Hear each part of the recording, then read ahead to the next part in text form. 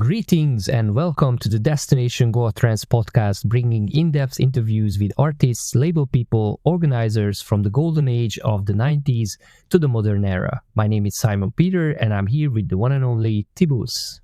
Awesome! Let's talk about Goa Trance. Do you know what is the Sanskrit word for life force? I think it's called Prana, right? Bingo! It is Prana. And it's also a classic Goa Trance act. How was your first encounter with this Goa Trance life force? I believe it was their track Alien Pets that I heard on a mixtape by Oleg, who's a legendary Hungarian Goa DJ. He was one of the first to spin this music in this country. And I was just discovering the genre and I was blown away by the melodies and the energy of that track. And also some of the others on that mix. And the rest is history, as they say. What about you? If I remember well, I discovered Prana on the Order Odonata compilation with the Voyager 3 remix by Voodoo People. But soon later I needed to buy Cyclone, of course. The band's history is quite interesting, especially the configuration that they are in right now. What can you tell me about that? So the band was originally started by Nick Taylor and Tsuyoshi Suzuki, who first met in Japan. Then later they relocated to England, where they became an integral part of the emerging Goa trance scene. They started releasing music, but around the time when their first album saw the light of day, Nick moved back home to Australia and Tsuyoshi continued the project with Andy Guthrie. They released another album before disbanding.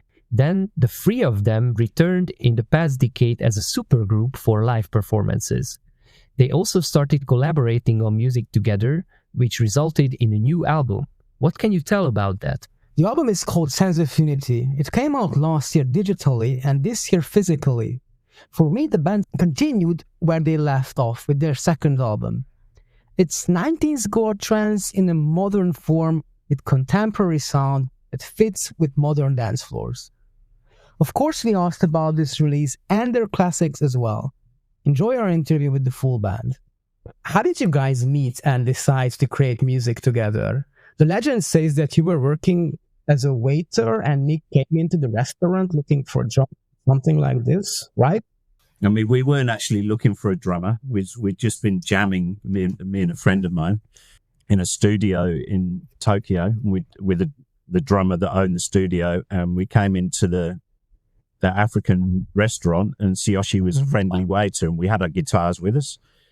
So we started chatting and it turned out Tsuyoshi was a drummer and he was like very friendly waiter and we liked him better than the other drummers, so we got him involved. The other drummer was a heroin addict, so oh really? He wasn't very reliable. All right, okay. First time I hear it now.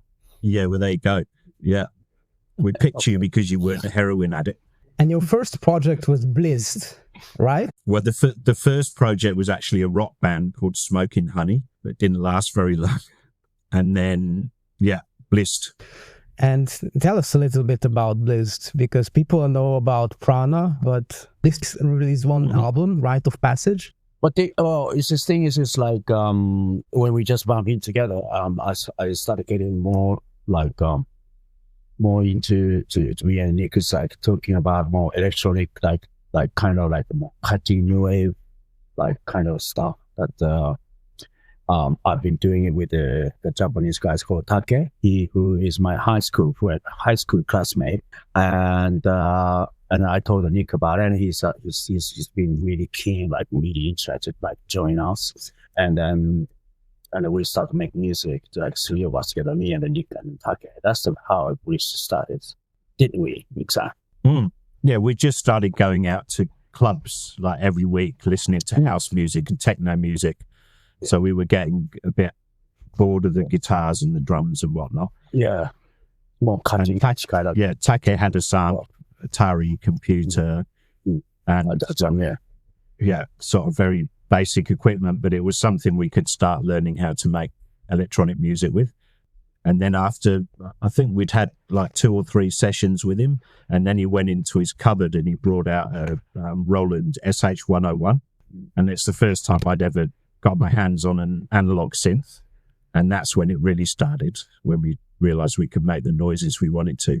And how was Bliss different to your later project? It was kind of like, Bliss is kind of like, if I listen to it now, it's like kind of industrial, not really trance like involved or something. I don't know. Nick-san, what do you think, Nick-san? I think it was more kind of like early 90s industrial, like techno, like rock a little bit involved. I mean, at the time it was before trance was really a thing. There was like early German trance and techno, but it was, we were basically listening to a Japanese DJ called Kudo every week. We'd go to this club called The Cave. So much inspired on it. And he played 9 hours every week, just the whole night. And he would play a mixture of house and techno and early German, Frankfurt trance sound. So it was influenced by that. And we were learning as we went. We had no idea what we were doing, really. So it was just kind of a voyage of discovery for us. And then, after a while, we had an album's worth and we sent it to a few record labels. And how did you get into the psychedelic edge into the music, the psychedelic sounds and the melodies? That is also already on the Tayo release and, of course, the early Prana. Yeah, I mean, that time, I remember Nick just started go to the Goa, and it's kind of inspiration something for me, I guess. And we kind of ended up to having a base in London together. At that time was Nick's it was like full of like psychedelic trance scene, like beginning of it, wasn't it? Yeah, we got kind of same friends like Roger Ram, Chris Decker, Richard's the Source connections one there. Yeah, and even before we went to London, there were a lot of people from that the Goa and Kopangan, people traveling around playing psychedelic music. They would turn up in Tokyo. So we met them when we were taking acid every week, dancing to Kudo for 9 hours. So we were always influenced by the psychedelic edge of it. And then the two of you went on to create the next project, which was Tayo, right? And what was the difference in the concept? Was it already from the start planned out to be a different project from Bliss with a different sound in mind, or how did you start with that project, and why did you choose the name? When we moved to London, it was just me and Tsuyoshi, so Taka stayed in Tokyo, so we had to come up with a different name, and we came up with Prana. And the first tracks that we made were released on a London label called Into One, and then this French label, Step to House, wanted to release a bunch of tracks. So we had to come up with a different name. And this is, a lot of people at the time were releasing, different tracks with different labels. So they were picking different names. So, basically we came up with Tayo as a different name. It's exclusively for the Step to House one there. Yeah. The first EP, which is like the first longer release, came out at Step to House under the name Tayo, right? That was before the actual Prana album. Yeah, but we'd released a couple of 12 inches as Prana on Into One Records. So we were kind of signed to them as Prana. I think we released 2 EPs with them, and then we released that sort of longer mini album EP with Step to House. Then Matsuri was born. What was the idea behind the Tayo name? What does it mean? It's Tayo is in Japanese. It's meaning the sun, and it was kind of like more we are into kind of a psychedelic spiritualism that time. So you know what I mean? It's Tayo was Tayo. It's like we feel like Tayo is the best name. And we just written the track Tayo at the time, which it was, we loved it at the time. It was a big inspiration for us. So I think we decided that would be a great name for the project for that particular album. Yeah. Okay, that's a nice touch there. And you also had EP that came out on Step to House was a first like long length, full length release with multiple great tracks already showcasing the Prana sound, basically. But there was one track that only came out on the Shangri-La compilation, still also at Step to House. That track called Echo. That one is one of my favorites, actually. You remember that one? Echo. ECCO, yeah. I think that was your track, wasn't it? It's yeah. I think it's I produced it by myself, but this is I think so. Prana. Yeah. It's hard to remember who did what at the time because we were making a lot of music back then. Almost every week there was a track being made, and sometimes Tsuyoshi would go overseas for gigs, so I'd make a track on my own, and sometimes stuff. And sometimes Tsuyoshi would make tracks on his own. So it was all a bit freestyle, but it's actually quite hard to remember who did what now. It's so long ago. Both Tayo and Bliss tapped into other styles, exploring other genres, while I think Prana, you already had a crystallized style from the beginning. And the first Prana tracks were already cooking and even released the same year as the Tayo EP. So what was the difference between the two projects, if there was any difference? I don't think it was a conscious difference, to be honest. I think it was just purely circumstantial and timing. And, often, I think we made them all with the idea that they were going to be Prana tracks, but because Step to House wanted to release those certain tracks, we just gave them that name. So there was no sort of conscious decision to make them a slightly different style or a different concept. So it was basically the label selecting the tracks that they wanted, not you selecting them. Okay. Yeah. And they just happened to be the tracks that we had that were available at the time. And then after that, it was all pretty much released through Matsuri after the Transcend EP. And we started getting a little bit better at it, I think, as well by that stage. Yeah, so that's pretty much the end of that project, so to say, or that the use of that name, and Prana remained. How did you came up with Prana actually as a name for the project? Nick-san. Yeah. Okay. Well, just the meaning of it, it's the life energy. I mean, we were, a bunch of young, wide-eyed hippie boys at the time, so we were very much caught up in a lot of sort of Eastern mysticism and exactly, that kind of things. And it felt appropriate to what we were trying to achieve with the music. Yeah, I think it sounded Prana so cool. I guess it's like kind of like those things, like just what comes out, like our that kind of energy to it. Yes, and so you're using a Sanskrit, like so it was kind of like hippie boys. Trendy, that you start using it like we've been using it like kind of Hindu Sanskrit things a lot because there was a lot of world music samples. There was, wasn't it? Yeah, like we used Osho, I think. Osho. Oh yeah.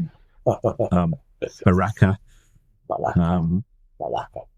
But we would definitely. There was a lot of cultural appropriation going on at the time, which probably wouldn't feel quite so comfortable doing now. Back in the day, that was the spirit, I guess. There was everybody was into that. Yeah, absolutely. It was, there weren't any rules. It didn't feel like so. Those were the things that we gravitated towards. That we felt complemented the music we were trying to make. So you guys started out partying in Japan, but then you moved to the UK. How was it different for you? What was the experience like in Japan, and did you feel it different in the UK, or was it like the same scene already? Did you feel it like you are coming to the same kind of family when you enter the UK party scene? At that time, as compared to between Tokyo and Japan and the UK scene, it was like a lot of difference. It was At that time, it's like the party scene in the UK was like a lot of squad party, like free parties, and economically or whatever. I think it's more free to have like DIY streets on it. So, and also there was lots of space to make the kind of the underground, like a squad party in London, especially. So, and then how we met in lots of like a psychedelic trance, like pioneer people like named like Rajaram, Martin Freeland, Simon Oswald, and the youth from Dragonfly, and all that lot, you know. And me and Nick went out every weekend. It's like, you know, there's lots of inspired and lots of so many kind of like people. Yeah, I mean, a lot of the names that you know and love, they were all at these same parties every week in quarries and squats, and there were never any flyers really. It was just word of mouth, and when we first started going, it took us a while to realise that, you know, that guy over there was making that track, and you know, it was the first time we were hearing Juno Reactor tracks. Mike Maguire was playing, and Mike Maguire and Xavier, and Serge from Total Eclipse. And so in Tokyo, it was, you know, the music was amazing, and Kudo as a DJ was amazing, but a lot of the music he was buying from Europe or America, a lot of underground resistance kind of stuff. But when we got to London, a lot of the music was being made there by the people at the parties. So it felt, which was really inspiring and exciting for us. And it became much more of a subculture, I guess. In Tokyo, it was a club scene, and it was a sort of a broader palette of music that was being chosen from, whereas it started to crystallize into what became Goa Trance. I mean, I think it was while we were there that somebody came up with that name, branded it as Goa Trance. Because when we, you know, I remember when we arrived in London, there was no such name. But then within a few months, somebody branded it. Somebody branded. I think I know who. Yes. And how did you guys find the unique style of Prana? Was it the mixture of personalities or the gear that you used, or what? All of those things. I mean, we had a super basic mixer, and we didn't have a lot of technical knowledge, but we knew what we liked. So it was very much personalities and the sound of us learning how to use our gear, I guess. There was a little bit of sort of edgy punk rock energy in there, sort of new wave, and, you know, some of those sort of world music influences as well. And Tsuyoshi had a longer background in electronic music from before I met him with Jujuka.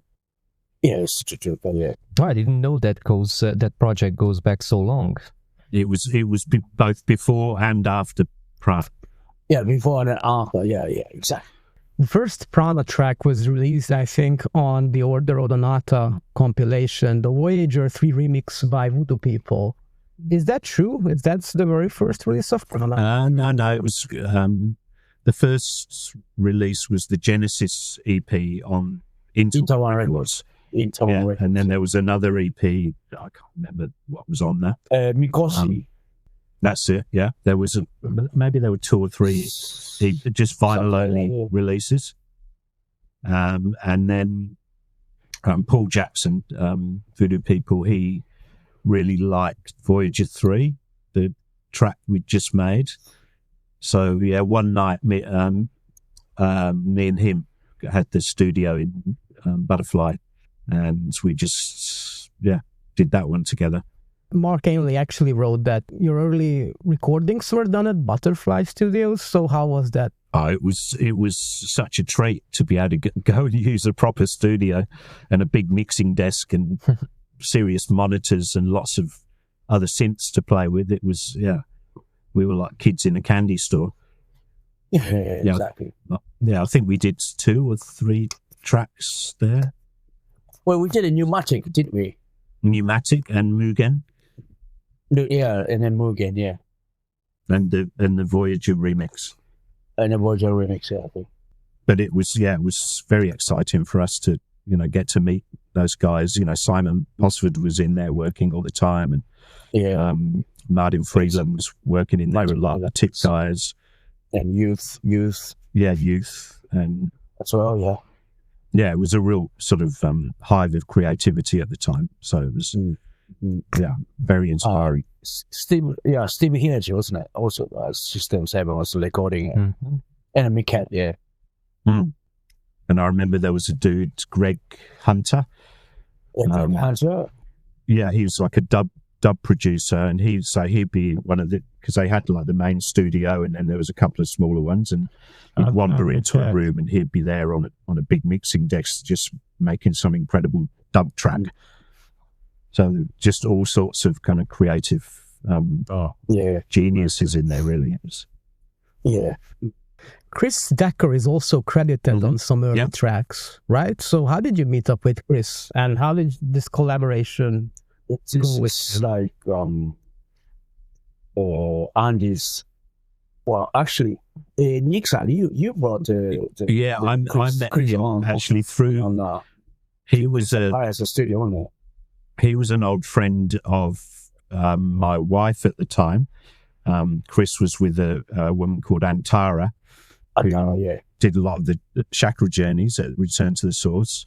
And so we met, had dinner one night, and it turns out he was a drummer, and we had lots in common. So we brought him in to play drums on, he was a percussionist on some of the early Prana tracks. Is it Nirika? Two or three he played on, until he decided to leave us and join up with Andy as medicine drum. Did Andy join Prana on the second release already, like the second album? But how did you meet the guys? Yeah.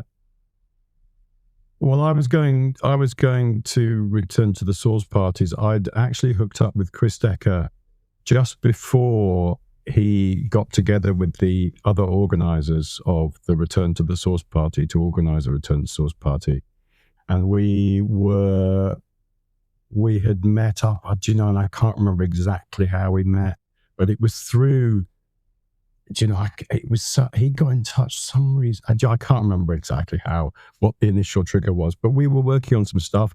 And then the very first Return to the Source party was in a barn called Cripps Barn out in the countryside. And it was only small. There was about 200 people there. And Medicine Drum played for the first time there.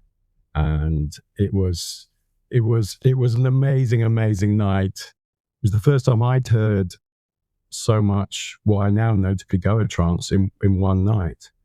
And it was just one of those magical parties. Some people there, Man-Made Man were there, and they had a spiritual encounter with some extraterrestrial being. And it was one of those magic parties. But not long after that, the very first Return to the Source was put together by Mark Allen, Chris Decker, and Phil Ross and Janice Duncan, who were promoters in London. And they put it together, the first Return to the Source, in the Rocket on Holloway Road in London. And that is where I first saw Tsuyoshi and Nick. They were playing the final set, and it was Tayo that they had just made apparently that night, and were playing out for the first time. The lights came on in the room, so it'd been dark all night. The lights came on, and that was really strange, because in the 90s, no phones, no cameras, people in their own spaces, just with each other. And then all the lights came on, and then everybody can suddenly see each other. And that's where this video is a VHS video, so you can just make out some people. I can see myself in there. And it's one of my great moments. There I am, dancing to Tayo on one of the first Return to the Sources. So so you can see Tim Healy on a podium somewhere as well on there. There's all sorts of faces. Raj is there. Yeah. Oh yeah, that was rare, isn't it? Yeah, there's loads of people in there. Yeah, it's an amazing video. And so I was working with Chris. Chris Decker lived in Brixton, literally just around the corner from where Tsuyoshi was living and where Matsuri was living. Yeah. So it was there was almost this little enclave at the top of Brixton Hill where it was Chris Decker and Tsuyoshi and Matsuri around the corner. Nick, you lived on the same little one of the next streets over, didn't you? I was living in Penge, but that was when I moved to Australia around that time, just after Tsuyoshi moved to Brixton. You'd gone to Australia, yeah. You'd gone to Australia. That's right. Mo was living in a house near Tsuyoshi. Anyway, there was a little bunch of people living at the top, near the top of Brixton Hill, and so I was working with Chris, and we were doing stuff and playing at Return to the Source. And Nick had gone to Australia, and Tsuyoshi was looking for someone more local to work with, and so we started working together. And we created a Prana of it. I felt very honoured to be asked to work with Prana and Tsuyoshi. I did. So it was good times. And here you are, still here. Yeah. Yeah. Do you guys remember the first Prana live act, or maybe this party from your perspective, how it went when you started playing out your own tracks for the first time? Yeah, we actually did quite a lot of live sets around that time. We had a few live gigs at a party called Megatripolis. Do you remember Megatripolis in Heaven in London? And we actually, like, the stuff we were playing there was, we'd literally take our studio in there and we would write the tracks we were going to play live. We'd write some sequences like that afternoon and then take everything to Megatripolis and just kind of jam it. And I think we had a fiddle player. There's a guy Also in Paris. Yeah, we played, that was more of a proper Prana set. Yeah, Transport the Express. Yeah, that was very exciting. And then we did Return to the Source. Yeah, Return to the Source. They were the first two sort of really proper ones. But yeah, we were doing some very kind of freestyle live jams in Megatripolis before that, and which, we never recorded. So was it all basically written in MIDI in the sequencer? You put all the gears up and then mixed it all live, basically. Yeah. Which I guess was a pretty big of an achievement technically. It wasn't easy to set these things up back in the day, I guess. Did you have like a lot of scenes to carry on and put everything? Yeah. Yeah, we had to. No. Yeah, it's a lots of cables and lots of gears and lots of we have to carry it. CRT monitor, an old, proper computer monitor, small one. Yeah, exactly, like a big chunky one. Mixing desk, boxes of cables, and the whole thing felt so risky because you're running it literally off a computer on stage, and one thing goes, one little lead pulls out, or one power cable goes, and it stops, and then you have to spend 15 minutes rebooting. Yeah, exactly, trying to figure out what went wrong. But yeah, I've got vivid memories of the Transport Express gig in Paris. That was just before I moved to Australia. That was another thing I wanted to ask, because it's one thing to move your equipment from a studio down the road to a club or a squat which is nearby in the same city, and it's a totally other thing to travel internationally to another country with all that gear and then try to set up something at a venue that you don't know. So I guess that was also an extra challenge back in the day, right? Yeah, we just stuck it in the back of a transit van and got on the ferry. I seem to remember it was before the Channel Tunnel was open. So at that time, we thought this kind of normal setting, like so we couldn't even think about the future. And we did a gig in Holland as well. Oh yeah, with the Digi guy, Digi player. Yeah. No, it was before AB. No, it's the end. Boxes work. Yeah, because we tried to get him to record the dig for Scarab when we were making Scarab, but he didn't quite do a good enough job of it. So we just met AB. So we brought him into the studio and he nailed it. You were quite productive in from 93 to 95 and released many EPs before the album came out. In fact, many of the tracks of Cyclone have already been released as an EP. So which EP you guys most proud of or enjoyed making the most? What was it? I remember being very excited when we finished Scarab. Scarab was like that felt like, I mean, Tayo, the track. Yeah. I was very excited by it, but Scarab felt like a leap forward for us. It's kind of new things, wasn't it? Yeah, and it was a little bit sort of darker and more gnarly, which sort of appeals to my sensibilities. And I remember there was another one where we went to Return to the Source pretty much the same day that we made it, and Tsuyoshi played it in his DJ set, and it's just great to hear it in that context. So that was very exciting. How was the Kiba studio back in the day? How did it look like, and how did it evolve? Did you guys have like a list of equipment that you worked on just for this project, or did you experiment with new stuff along the way? So maybe you started using something for one track and then you use something else for the other track. What was the kind of patch making, sound making process? Did you have like roles for that in the studio, or was everybody experimenting with everything?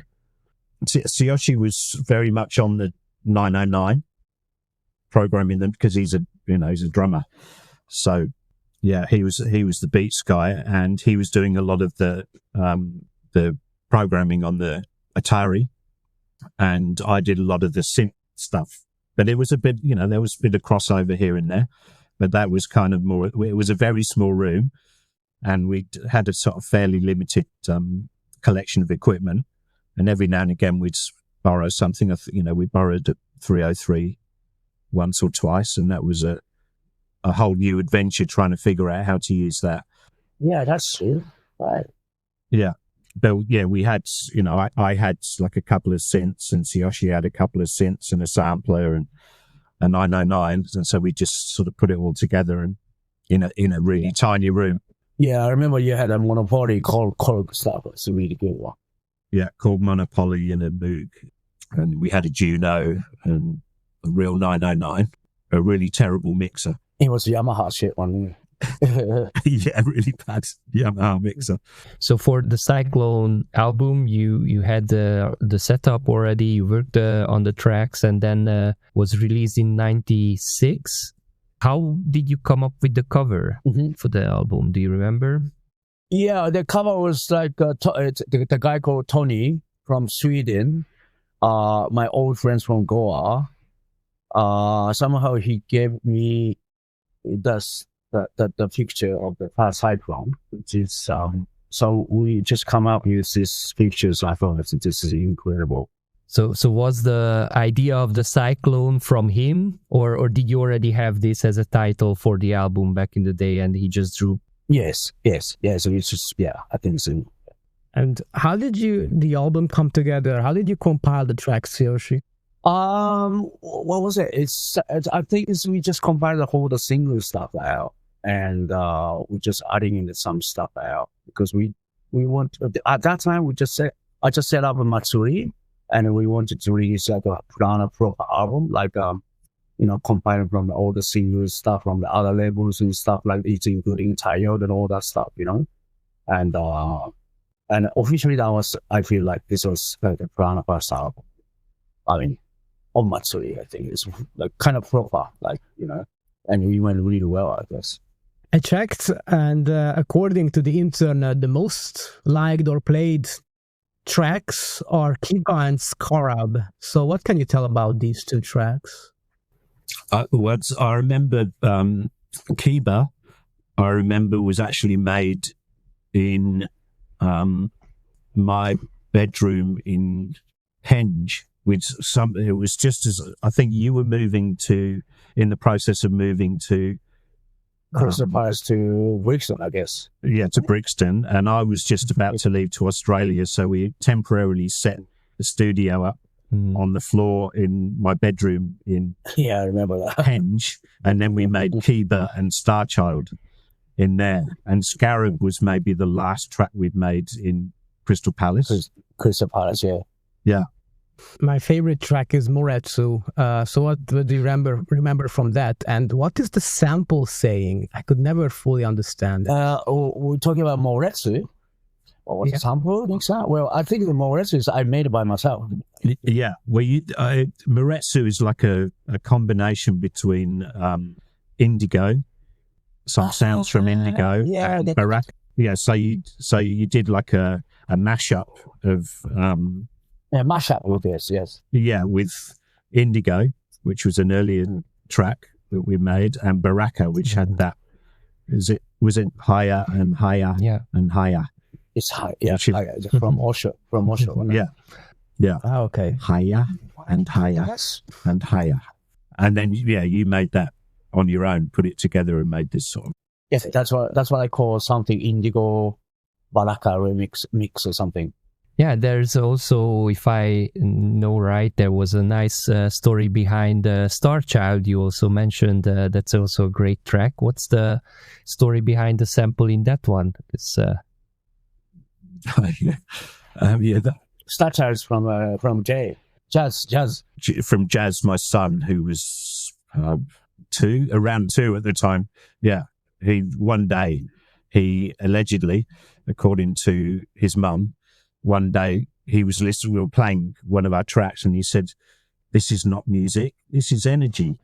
This is energy." And I was prepared to believe it. So I thought, we've got to sample that. So basically we couldn't get him to say it again, so I had to say it. And there was also a collaboration with the Indoor members, the guys from the project Indoor from Israel, like Ofer Dikovsky and the guys there. That was The Earth. How did you meet those guys, and how did the track come together? Yeah, actually, that track is made by them and myself, I guess. I started to traveling, playing some gigs in Israel, and bump into these people, and we started in the studio together and make a track. And then they said, like, okay, let's do it. Can we just put in on the Prana album? And you also had another collaboration with Athena or Miranda for Future Space Travelers, right? Mm-hmm. Yes. How did you meet her? What was the connection there? Well, that was just kind of the same things. I started traveling a lot, and part of that was Sweden and Stockholm. I think it's Gothenburg studio, and we bumped into. Let's get into the studio together and made a track, and that's I think it's the project. It's under the name of the Prana and Athena or something. Just put it on together. I thought it was good. Nice. Where does the title come from? What was the idea behind Future Space Travelers? I think this is something that she brought the samples from, and I thought it's really good. So, just simply we did on that. Yeah, that's a great track, a great classic, and one of my all-time favorites of the Prana project, and just in general, is a Message to East Edge, which is a great track. What can you tell about that one? This is also Nick-san. This track is also made by. That's your track, isn't it? Yes, yeah, that's true. Yeah, Message from East Edge. Yeah, I started traveling to playing lots in Japan too, so I thought kind of like East Edge area of Prana. Message from there. I think I made a track from in Tokyo studio. Yeah, you were reconnecting with Japan at the time, I think. Andy, you made your debut also on the album, in the intro, the prologue, the Miko track. So how did you decide to collaborate on that track? That's a very good question. Tsuyoshi, do you remember anything about that? I don't remember anything about that at all. It was something sample from my video of Burning Man, and I think I put it onto S1000 archive samplers, and after that, Andy, maybe you just kind of mixed up and like making it like some like nice a psychedelic ambient track with it, something like that. We can't really remember so much. I can't remember, but it sounds as if that was maybe the first time I came to your studio in Brixton. Maybe was that the first time? Yeah, and then after, maybe that was how I first came to work with you, and then that's what led to the tracks. Maybe that's it. I don't remember. I don't remember Miko at all. Working on it. Well, did we put this track on the Return to Source compilation? No, it's not. It was on it was on the side. It was It's on the first track of the Cyclone. It was Okay. Well, there we go. But the first track we did was like a Prana only for sure. Yes, that was the first proper track we worked on together, wasn't it? Yeah, we put it on. We massively, it's a success how we did it, and we really loved it. We on the singles right away. It was still biggest impact of that track. Yeah. And then as Nick went back to Australia, he moved back, I think, in 94, right? Yeah, so the Prana album was basically released short after he made the move back to Australia, right? And then the project had to be continued. And did Andy work together with you on the live acts after that? How was the project changed from that point? It basically really didn't really like, change much. But we never did a live. Yeah, once I joined, we didn't play live. Me and Tsuyoshi as Prana didn't play live once that I remember. We never played a live set in the 90s. We were a studio project, and once we'd started, it was amazing because Tsuyoshi was very disciplined. I hadn't worked with anyone as disciplined as Tsuyoshi, and because he was gigging every weekend, and so we had this little period of time, a few months, where I'd be in his studio on Monday and making some sounds. Tsuyoshi would come on Tuesday. We'd make the track Tuesday, Wednesday, Thursday. Friday, we'd mix it, and he'd go off and play them out at the weekend. Yeah. And that's how a bunch of those tracks that me and him worked on were done, those first few. Primal Orbit, Alien Pets, Boundless. They were all done pretty much like that in one. So they were quite, both we're making a track this week. This is right, let's make the lines. And we'd stack up all the MIDI parts and just have a 16 or 32 bar loop and tweak the sounds and make all the riffs. And then on one day, on Friday, we'd wake up and start the arrangement and the mix at the same time. And by the end of the day, we were pressing record on the DAT machine and doing live takes, tweaking the analog filters live and using the EQ on the Mackie mixer.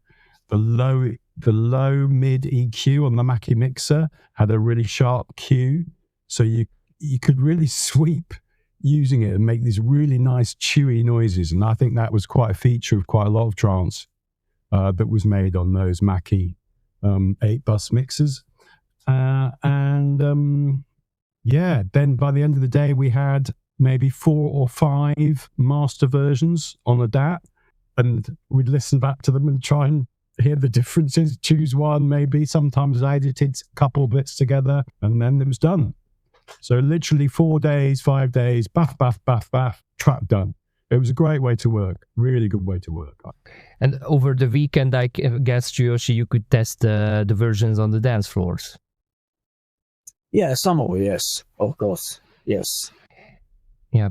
And Nick, as you moved back to Australia, how much did you stay in touch with the band? Did you hear the new tracks? How did you like the direction the project was going? Did you stay in touch at all?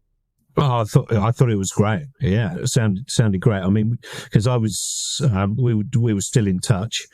I mean, it was pre-internet days, so it wasn't quite as easy to stay in touch. But we were doing long distance phone calls, and we'd send each other music, and I'd send tracks that I was making, and Tsuyoshi put some of that out on Matsuri, and he would send me the new Prana stuff, which I loved, especially Collage. Collage, yeah. I remembered because I was starting to get into more different post sort of goer sounds, I guess, at the time. And also I came back to London around that time. It was a year or so after I'd moved to Australia, and yeah, did a remix of Scarab in Tsuyoshi Studio for the Geomantic, yeah, second album. Yeah, Geomantic album. Yeah, that one was released in 97, right? The Geomantic album. Where does the title come from for this one? I can't remember. Do you remember, Andy? Because the track we created was with a mob from East Static, weren't we? Yeah, I have a feeling, and me and Tsuyoshi went down to Merv's studio in Frome, and I think it was Merv's idea for the track name. I think it was Merv's idea to call it Geomantic, and then you named the album after that track. That's what I think. I could be wrong. It's all a bit hazy. I guess with Nick, it was a good opportunity that you could get back after some time into the studio and do something together. But how did the other remix tracks came up? It's kind of the friends connections from God Trance or Psychedelic Trance at that time. Total Eclipse, Deep Travel. It's one bunch of the artists I was getting to more. Chakra interviews and from Israel, all this stuff, It was, it's kind of like the track that they created, I really liked it and playing a lot. They said, yes, let's do it. I never understood why the second half is remixes. So you didn't have enough tracks yourself, or what was the reason behind this strange mixture of own productions and remixes? I think in some ways it links back to what Nick was saying earlier about using samples and using world music influences and spiritual elements. The vibe in the 90s was break the boundaries down and make something that's a mashup, that's mixes, just put everything together. And so I think that in a way, doing an album that represented sort of what Tsuyoshi and the label, where he was at, it was a bit more of a collective vibe. The lines weren't as clear as perhaps as they are now, and I think that was the vibe. So I think that's the way to look at Geomantic, was that Tsuyoshi was pulling together an album that represented where he was at, both working with me and for what Prana had done, working with Nick before, but also in his, being out on the scene, working every weekend, his friends, bringing things together. So I think that was the kind of 90s vibe, really, was pulling things together rather than everything in its box. And what can you tell about the cover for the album? It was Organics, Japanese three guys, the genius psychedelic graphics artists from Japan. I've been know them since when I was school. It's continuously we've been collaborating together through Matsuri graphics and so on. It was kind of like an icon of the Matsuri images, and for Geomantics also, I thought it's good to good to collaborate with the Organics, and this is what it came up with, and yeah, I thought it was great. Yeah, and they were all guys we were partying with every week when we were in Tokyo.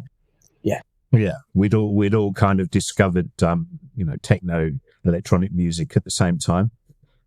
So many years we would take acid and go out dancing every week together. That was basically the last album for Prana for a long time, because the project kind of disbanded as Tsuyoshi moved back to Japan, right? So like in 99, basically Prana went on a break. Yeah, an extended hiatus. Yes, yeah. What were you guys up to in the decades following the 90s? Did you have other musical projects? I know most of you were working on something else in the back in those days. Well, Andy's got obviously medicine drums and Banco de Gaia and stuff, and then Nico's got like his own project since she moved back to Australia. It's called Snake Things. And with jazz as well, Nick libretto, rhythmic, side harmonic stuff as well. Reflector with Jer, and Rhythmistech with Ray, and Parasonics with AB, and a few other things. And yeah, I got into various different styles of music. I had an electro rock band for a while with AB, and Andy had 100th Monkey and Funkapath, and I had kids, and I was being an active dad. So my first daughter was born in 97. I was just trying to make a living as a musician. I was teaching, I was doing music for theatre, I was doing anything that anybody would pay me to do that I thought I might get away with, that was connected to music. I was doing some conducting, I was doing anything I could to try and make a living as a musician. I did that for about 20 years. Then the kids were growing up.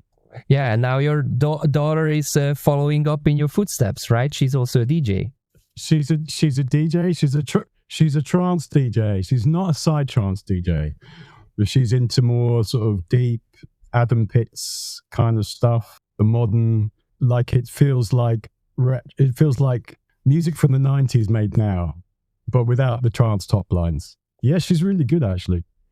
L Days. She's on Instagram. There, I unplugged her. L Days. D-A-Z-E.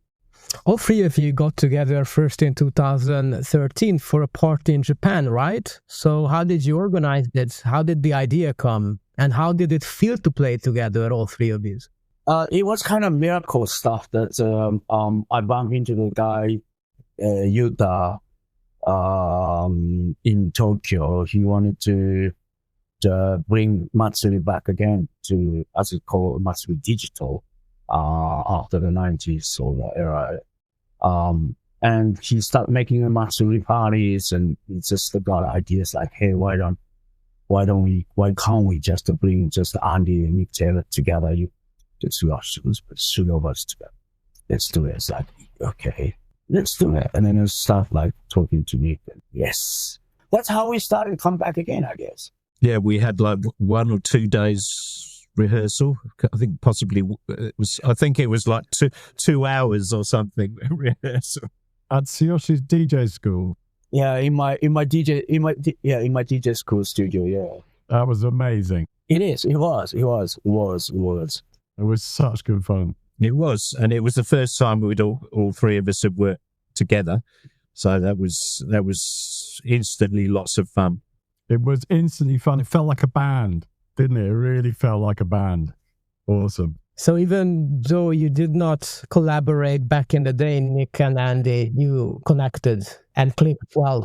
Yeah, we'd met sort of briefly over the years, but yeah, we sort of got to know each other since 2013, I guess, better. Yeah, we'd spoken to each other. He hasn't hit me yet. So over the last decade, you started to play at European festivals in different lineup configurations. And also there were more releases. There was this Winter Remix collection by Roy Sasson, the Black Rain EP vinyl. It led to at least in my eyes, the proper reformation of the band. So when did you start creating music together again? Yeah, what year was it? I think 2000. 14? I mean, no, 2000. No, after the Corona time, wasn't it? Yeah, it was when you did You Are the Change, and Something like that after the Corona, yeah. I remember I was still putting a mask on. yeah. But yeah, these guys started making tracks, and I happened to be in the UK visiting family, and maybe I had a gig up, and they convinced me to come along to the studio to get my finger in. Yeah, that's true. Yeah, and it was just great fun. It was really good fun. It was so nice to have Tsuyoshi, for us to together be in the studio together, and then for Nick to come. Yeah, we had all sorts of. The first track we worked on was "You Are the Change," wasn't it? Yes. You had a change. And we thought we're not going to make a normal track. We're going to make a 15-minute epic. Epic, like band style, like. Yeah, that we can play for live, and that the live is the really important thing. And so that's how it kind of started. So it had this sort of epic beginning, which I suppose explains the big. Yeah, Sangita collaborated with the Sangita, and yeah, collaborating with Sangita, and the big drum break, and the Bakayoko drums. And then after that was, I can't remember what we worked on next. Was it Sense of Unity next? Sense of Unity, I think. I mean, because it's difficult to get all three of us on the same continent at the same time. I sent the guys some riffs and some lines from over here, which they incorporated, and then I remixed the track. And it's not often we've actually all three of us been in the studio at the same time. Yeah, Nick was sending MIDI lines, and we were incorporating them. And there were actually, I went back to some of the original Prana tracks from the early days, and I recreated some of the MIDI lines from those. And there are one or two of those snuck in on the new album for the real aficionados. Ah, yeah. It was Alien Pets, wasn't it? Yeah, there's a few. There's a few lines on the new album which are actually from MIDI lines back in the early 90s. I think there's a bit of Kiba in there, bit of Scarab. Yeah. And some Alien Pets. Yeah. Yeah, drums, some of the drum sounds as well. Yeah. Yeah, I think both of those are in there. And Alien Pets noises on the floppy disk as well. Yeah, we got some old sounds from we found an old floppy disk for the Kurzweil. So the drum sounds, yeah, we recreated from the Alesis drum machine. So yeah, we were consciously bringing in some of the stuff, some of those things from the 90s to have that feel and have that flavor. It's actually surprising because for me, the album continues where Geomantic left off. The music itself is really goa trance, but with a modern production, modern sounding and soundscapes. But the key difference musically to me is the sheer amount of vocals and vocal samples. So how did that happen? Why did you invite this many vocalists, actually, and use this many samples? I mean, I think back in the day, Doesn't feel... It wasn't a conscious decision. No, I think back in the day, we were just sampling stuff from CDs and whatnot from wherever we found it, because we thought nobody would ever catch us. These days, you have to create it from scratch. So it's you're better off inviting if you want a particular sound, you're better off inviting a vocalist like Sangita in to come and do some original vocals on a track than back in the day we sampled Sheila Chandra, who is notorious for being uppity about her vocals being sampled. We still got away with that one, so don't tell anyone.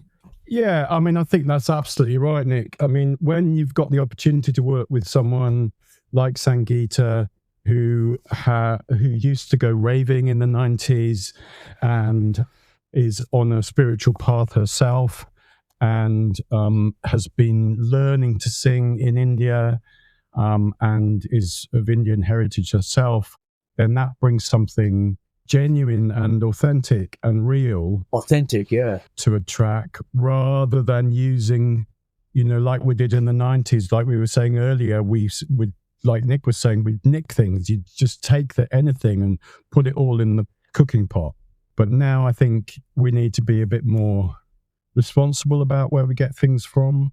And it was really nice working with Sangeeta. Sangeeta was she's such an interesting person. And she connected back to the 90s. So she was on the dance floors, similar dance floors with us. So it felt like a really good connection. So which other tracks have got... Sense of Unity's got quite a lot of samples. Yeah, but they weren't original vocal samples. They just... Yeah, we do. Yeah, no, yes, they were. They were recreated. Yeah, of course they were, yeah. We just got that guy off the street, didn't we? Yeah. That's right. Yeah, no, it was a voice actor. But other than that, there was live drumming on Tribal Essence. Again, being able to work with an African master drummer, that's something, again, you don't get the chance to do every day. And so it's really nice to bring in some of these elements, these live elements that perhaps aren't so common nowadays in trance and so on. And Shingon as well, Masaki. Yeah, Masaki is also friends of mine. Oh, yes, Shingon, of course. Oh, yeah, tell that story, Tsuyoshi. It's a great story. Well, it's Masaki is one of my. It's really, really, really good friends. He's living in Switzerland. When I come to Europe and tour, I always stay with him. And every morning he does all the kind of like a mantra, Japanese Shinto, kind of praying. And I've been hearing every morning, and I wanted to suffer it. And I thought it's really good. Shingon's meanings, it's like a mantra in Japanese Shinto way. And he recorded that into his phone. Yeah, that's true. He recorded it into his phone, and then I popped it in the track.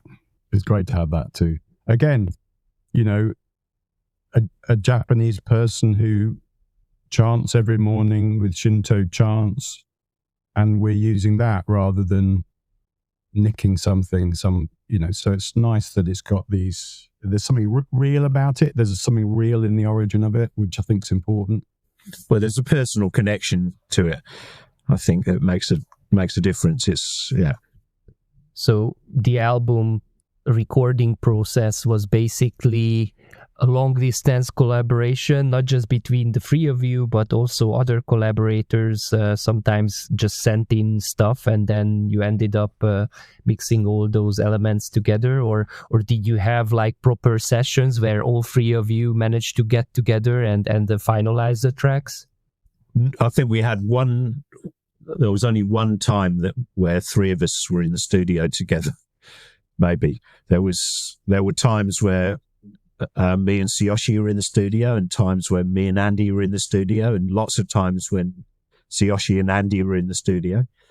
But other than that, there was a lot of sending stuff, and which is, that's the beauty of the digital age that we live in now.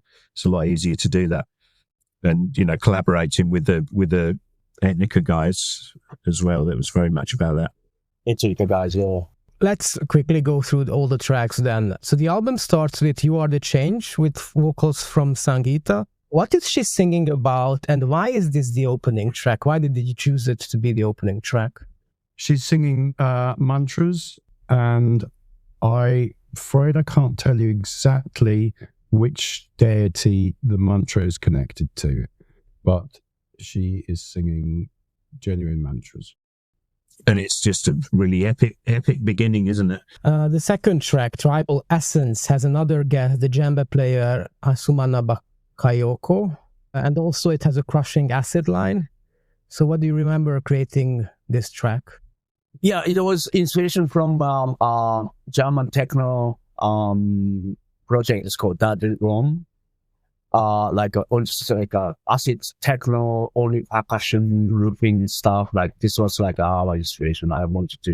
I suggest Andy, hey, Andy, let's make like that, and with percussion stuff, with kind of more acidy sound and a little bit of kind of like, repetitive like kind of bass lines and all that stuff. Let's make it simple, and that's how we got that things inspiration come from, and it went really well, Andy, wasn't it? Yeah, so yeah, exactly. Tsuyoshi wanted to make something, as he said, inspired by a German techno sort of percussion track. And I knew this master drummer in my town called Ansaman Bakaiko, and he came and we recorded him in my living room, actually. Get some nice mics on him, and he was just brilliant. I mean, he's absolutely incredible how he played. He gave us so much material, to be honest. And yeah, I really love working on Tribal Essence. It's nice to work at 138 BPM and just allow a little bit more groove in. So that a bit of air into the groove. And yeah, the acid line, yeah, I can't remember exactly where it came from, but yeah, no, Tribal Essence, I'm really pleased with that one, actually. I think we've done something really cool. I remember when you guys were making that, you were both so excited about it. Yeah, it was. Yeah. We are like, yeah.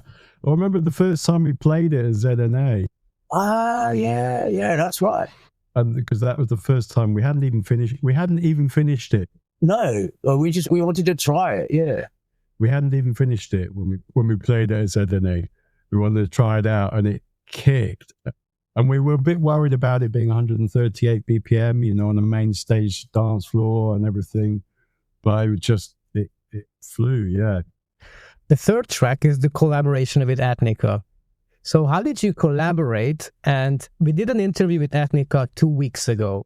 I asked them what's in the box, but they couldn't tell. They told us to ask you guys what's in the box. So you also need to tell us what's in the box. Well, we told them not to open the box. So. Yes, that's all about it. Don't open the file. Just do it. Yeah, but that track is based on like Andy's demo tracks been like hanging out there. Like we wanted to use it for the Prana tracks somehow, and I'd made the slightly weird, minimal. Yeah, like really dark melody lines, more kind of little bit of exotic and minimal kind of psychedelic, but not really finished. Which was actually really cool. I actually really liked it as it was, but we didn't know what to do with it. And I couldn't think of anything else to do with it. And so Tsuyoshi suggested, I suggested like, hey, maybe we should just give the Maori to just collaborate together. It's like, and then we said yes, and then I sent it to Maori and said yes, I could do it. And then this just came up with like that. It went really well too. We really liked it. I mean, like, as Nick said, like, I really like the original one too. But yeah, this is they did a great job on that. I sent them a couple of lines as well. Yes, they weren't enough. There weren't enough. I didn't have enough lines on. So yeah, no, their mix is lovely. I really like their remix. The fourth track is the title track, Sense of Unity, and this track has some really nice old school synth lines, and it's probably my favorite besides Shingon. So what do you remember from this track? Well, we wanted to do something like the epic one on that album. That's what me and Annie and Nick have been talking about. Something like a strong track we wanted to. And also I thought it would be nice to have something like a 90s Prana vibe a little bit. And I asked Nick to send us like something like a kiba melody lines a little bit, and some like a dark kind of like edgy industrial kind of like a distorted like a melody kind of things, leaf kind of thing. And then I remember that Nick sent us something like, yes, this is it. And we put some melody lines like inspiring from our like old track of back in the 90s stuff. And we mixed together, and then I think we went really well. And then we end up that the time was, I think I remember that Andy just put it on some from our recreated sources from the voice actor. Yeah. From whatever. Yeah. There was the sample that we've used, the recording that we've used saying Sense of Unity was from a longer bit, and it's about someone is talking about the psychedelic experience, and they're saying that while they're in a psychedelic space, they are experiencing a sense of unity with the world and with everything. And that seemed to work very well for where we were at. And it turned out to be something that, following what happened in Israel and so on, that there was a nice sense of everyone needing to pull together as well. Why did you choose the title Sense of Unity for the album as well? I mean, I think because it's a sentiment that we need to remember, like we all need to remember at the moment, not just as a subculture, but as a species, because there's not a lot of unity going on in the planet at the moment, and it felt like it was something that it was important for us all to remember. We're all kind of guilty of forgetting that, I think. So it was a useful reminder to put out into the world. So then the fifth track is Shingon, and this one also has an interesting sample and some chanting by Masaki Tega. What does the title mean, and what did you try to tell with this track? As I told you earlier, the Shingon means like mantra of Shinto in Japanese, like ginger stuff. And as I told you before, that Masaki's been doing it every morning. Just kind of inspired. It's a school of Japanese Buddhism, isn't it, Shingon? Yeah, Shinto is not Buddhism. Shinto is more like kind of animism kind of things. Like, it's like a ginger shrine stuff. Yeah, you guys came up with that one quite quickly. And then it also had Roy Sasson remixing, a remix version by Roy Sasson was also released, which is quite a bit different from the original track, but also a great one. I like it. I really liked it, man. Yeah, it's more sort of quirky, acidy, sort of groovy version. When he sent his first ideas through, it was just 303 mostly. It was nearly all 303. I have to say, I loved that version. I really did. It was brilliant. Yeah, and the sixth track is again another collaboration with good friend of Roy's, actually, Schizologic. Maur is sort of like a 21st century Daredevil of Goa trance nowadays. How did that track come together? And how was the collaboration with Maur? Well, it's me and Maur's really good friends. When I'm in Israel, I always go to his studios making a track together.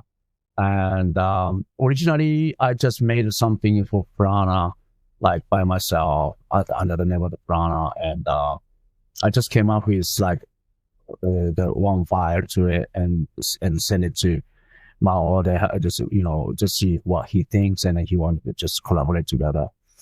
And so this is Prana and the Schizology.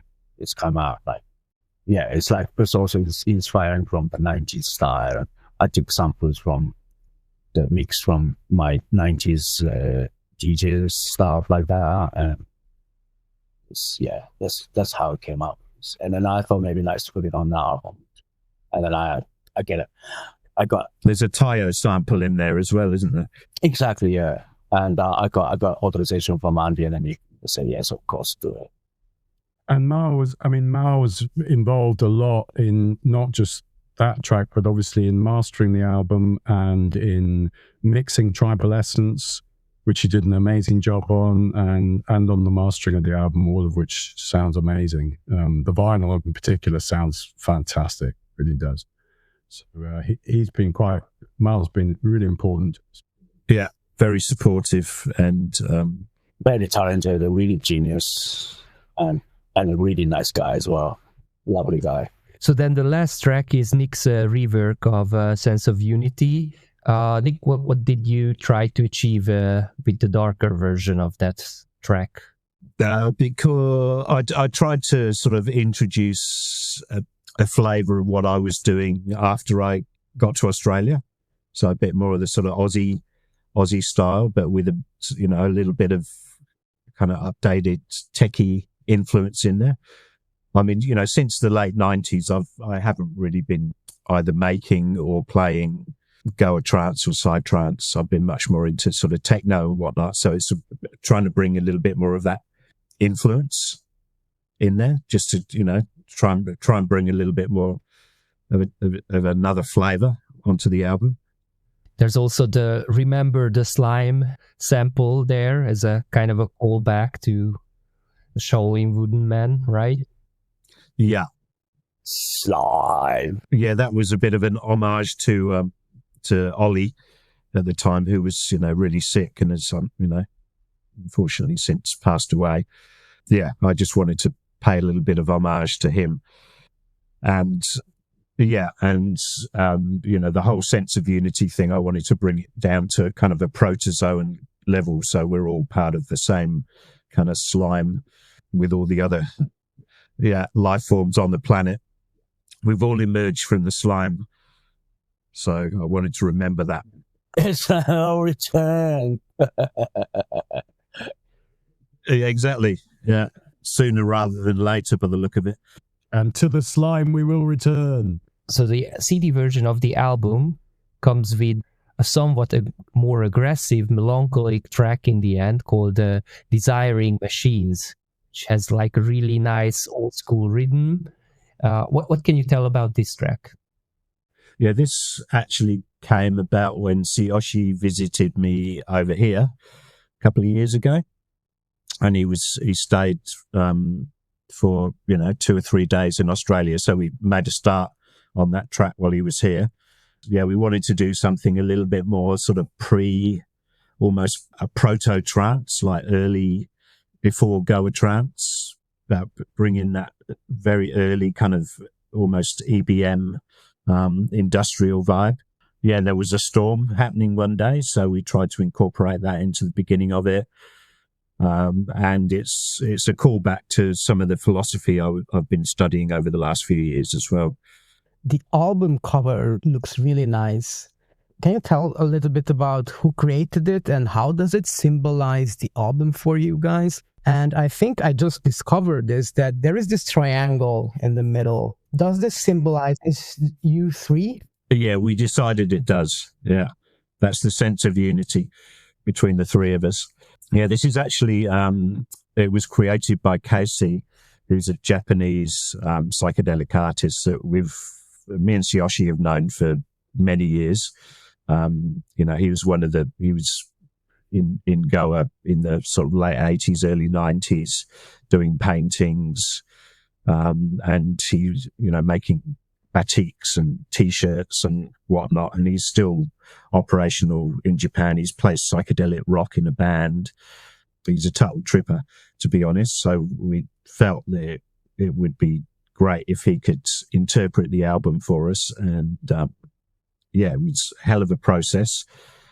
And he really put his heart and soul into that. And it's amazing. There's so much work into it, so many layers. And I think it's absolutely incredible. And particularly the artwork on the back of the vinyl, we wanted that to have no text because the image is so amazing, and we wanted to make sure that people who do buy the album get to really appreciate the picture with just as the artist intended. Particularly that picture is amazing. Yeah, well, he gave us a bunch of different images, and some of them, we just weren't able to use because there wasn't nowhere to put them. But there was a lot of amazing artwork which never actually made it on there. And the cover painting is like the detail on there is just nuts. Once you look at it, the detail, so it's not symmetrical, for example. So it feels symmetrical, but when you look at some of the detail, it's not. And it's a really remarkable set of work. It really is. Nice. What is the story behind the CD, actually, which has the second CD as the remixes?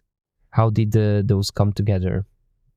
I think, similar to Geomantic, it was great to give the tracks to, different artists that we admired to reinterpret some of the tracks, and some of them approached us and we approached some of the other ones, and it just gives a different perspective to the album to have other people interpret it, and it's just it's quite a package as well when you get a double CD, and Mark Ainley's done a bit of the history of Prana on there as well.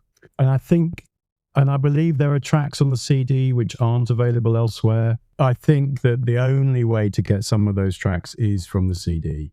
The 8th track, The Desiring Machines, is only available here, and of course the remixes is also just on the CD.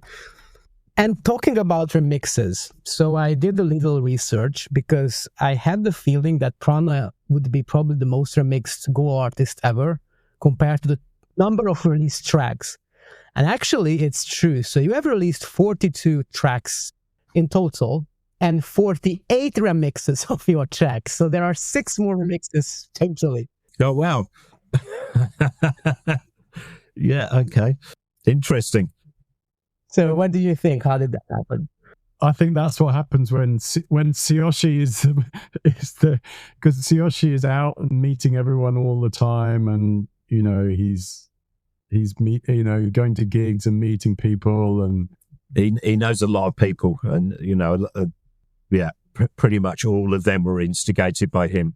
And it maybe speaks to this thing we were talking about earlier, where actually it feels a little bit looser than a real fixed, this is the band, we do this. It's a bit more loose. I think the edges are a little bit more loose, like things were perhaps in the 90s. And so it isn't a collective effort, but it kind of feels like a little bit of that, a little bit of a collective work. Do you have a favorite remix maybe from the whole catalog that you still play or particularly like, or added something to your track? Then I do. The Tongue and Groove remix of Boundless, I think, is absolutely awesome. That's my favorite. Yeah, I think I've forgotten about that one, but yes, I'll second that emotion. Yes, totally groovy. You released the remaster of Black Rain and Moretsu a couple of years ago. They were, I think, packaged together as there was a remix and a remaster.